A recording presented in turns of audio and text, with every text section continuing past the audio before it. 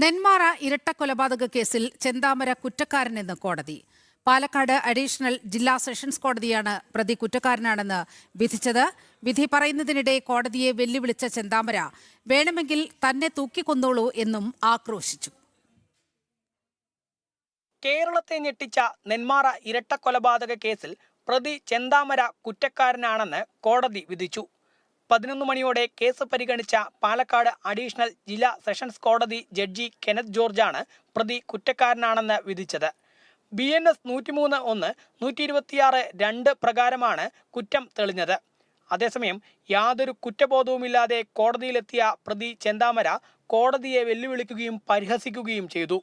വേണമെങ്കിൽ തന്നെ തൂക്കിക്കൊന്നോളൂ, ഒരു കവിളത്ത് അടിച്ചാൽ മറുകവിൾ കാണിച്ചു കൊടുക്കാൻ താൻ ഗാന്ധിജിയല്ല, തനിക്കെതിരെ ആര് വന്നാലും വകവെടുത്തും, അവനവന് വന്നാലേ വേദന അറിയൂ, താങ്കൾക്ക് അത് മനസ്സിലാവില്ല, എഴുതാവുന്നതൊക്കെ എഴുതിക്കോളൂ എന്നിങ്ങനെയായിരുന്നു ചെന്താമരയുടെ കോടതിയോടുള്ള പ്രതികരണം. പ്രതിയുടെ കോടതിയിലെ പെരുമാറ്റം പേടിപ്പെടുത്തുന്നതാണെന്നും ചെന്താമരയ്ക്ക് തൂക്കുകയർ തന്നെ നൽകണമെന്നും കൊല്ലപ്പെട്ട സുധാകരന്റെ മക്കൾ പറഞ്ഞു. അയാൾക്ക് തക്കതായിട്ടുള്ള ശിക്ഷ തന്നെ കിട്ടണമെന്നാണ് ഞങ്ങളുടെ ആവശ്യം. അയാൾക്ക് തൂക്കുകയർ തന്നെ കൊടുക്കണമെന്നാണ് ഞങ്ങൾ ആവശ്യപ്പെടുന്നത്. അയാൾ നല്ലപോലെ വേദനിച്ച് തന്നെ താവണം. പരമാവധി ശിക്ഷ അയാൾക്ക് കിട്ടണം. കോടതിയിൽ വെച്ചിട്ട് അയാൾ നല്ലപോലെ തൂക്കിക്കൊല്ലണമെങ്കിൽ കൊന്നോളം പറഞ്ഞിട്ടുണ്ട്. ഞങ്ങൾക്കും ഞങ്ങളുടെ അച്ഛമ്മയും എല്ലാവരും പോയി. അയാൾക്ക് തക്കതായിട്ടുള്ള ശിക്ഷ തന്നെ അയാൾക്ക് കൊടുക്കണമെന്നാണ് പറയുന്നത്. നല്ലോണം പേടിയുണ്ട്, അയാൾക്ക് ഒന്നിനെയും പേടിയില്ല. അയാൾക്ക് തക്കതായിട്ടുള്ള ശിക്ഷ തന്നെ കൊടുക്കണം. സാക്ഷിമൊഴികളും ശാസ്ത്രീയ തെളിവുകളും കേസിൽ നിർണായകമായതായി പ്രോസിക്യൂഷനും പ്രതികരിച്ചു. അയാളുടെ പെരുമാറ്റം ഒരു റിഗ്രറ്റും ഇല്ലാത്ത ഒരു പെരുമാറ്റമായിരുന്നു കോടതിയിൽ. കൂടുതൽ ഇതിലെ സർക്കംസ്റ്റൻഷ്യൽ എവിഡൻസും സാക്ഷികളുടെ മൊഴികൾ, ഫോറൻസിക്, മെഡിക്കൽ എവിഡൻസ്, ഇതെല്ലാം ഈ കേസുകളുടെ വളരെ ഇമ്പോർട്ടൻ്റ് ആസ്പെക്റ്റായിട്ട് കോടതി പരിഗണിച്ചിട്ടുള്ളത്. എല്ലാ പോലീസ് ഇതിൻ്റെ പിന്നിൽ എല്ലാ പോലീസ് ഡിപ്പാർട്ട്മെൻറ്റ് എല്ലാ ഏകദേശം 100 പോലീസ് ആളുകളോളം ഇതിൻ്റെ പിന്നാലെ നടന്നിട്ടുണ്ട്.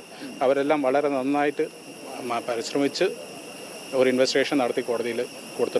എന്നാൽ മാധ്യമ വാർത്തകൾ കോടതിയെ സ്വാധീനിച്ചുവെന്നും അപ്പീൽ പോകുമെന്നുമായിരുന്നു പ്രതിഭാഗം അഭിഭാഷകന്റെ പ്രതികരണം. കഴിഞ്ഞ ഒന്നര വർഷമായിട്ട് ജയിലിൽ കഴിഞ്ഞ് മാധ്യമ വിചാരണ നേരിട്ട ഒരു പ്രതി കോടതിയിൽ തന്നെ തൂക്കിക്കൊല്ലാൻ വിധിച്ചോളൂ എന്ന് പറയുന്നതിന് വലിയ പ്രാധാന്യമൊന്നും ഞാൻ കരുതുന്നില്ല. മാത്രമല്ല, കോടതി തെളിവുകളുടെ വിശദാംശങ്ങളിലേക്ക് കടന്നിട്ടില്ല എന്നാണ് ഞാൻ കരുതുന്നത്. ഇത് പ്രോസിക്യൂഷന് കിട്ടിയ അപ്രതീക്ഷിതമായ ഒരു ലോട്ടറി എന്നതിനപ്പുറം മറ്റൊന്നുമില്ല. ഇത് അന്തിമവിധിയല്ല. ഇനി അപ്പീൽ പോകും.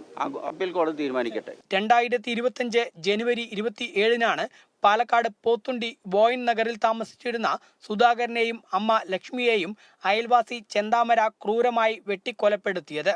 സുധാകരന്റെ ഭാര്യ സജിതയെ കൊലപ്പെടുത്തിയ കേസിൽ റിമാൻഡിൽ കഴിഞ്ഞിരുന്ന ചെന്താമര ജാമ്യത്തിൽ ഇറങ്ങിയായിരുന്നു ഇരട്ടക്കൊലപാതകം നടത്തിയത്. തന്റെ ഭാര്യ പിണങ്ങിപ്പോവാൻ കാരണം അയൽവാസികളാണ് എന്ന തെറ്റിദ്ധാരണയായിരുന്നു കൊലപാതകത്തിന് വഴിവെച്ചത്. തന്നെ തൂക്കിക്കൊന്നോളൂ എന്ന് യാതൊരു കൂസലും കുറ്റബോധവുമില്ലാതെ കോടതിയിൽ ചെന്താമരയ്ക്ക് പരമാവധി തൂക്കുകയർ തന്നെ നൽകണമെന്ന് കൊല്ലപ്പെട്ട സുധാകരന്റെ മക്കൾ. ഈ നെന്മാറ ഇരട്ടക്കൊലപാതക കേസിൽ കോടതിയുടെ ശിക്ഷാവിധി എന്തായിരിക്കുമെന്ന് വരും ദിവസങ്ങളിൽ അറിയാം. PR മനൂപിനൊപ്പം അരുൺ ആലത്തൂർ, ജനം, പാലക്കാട്.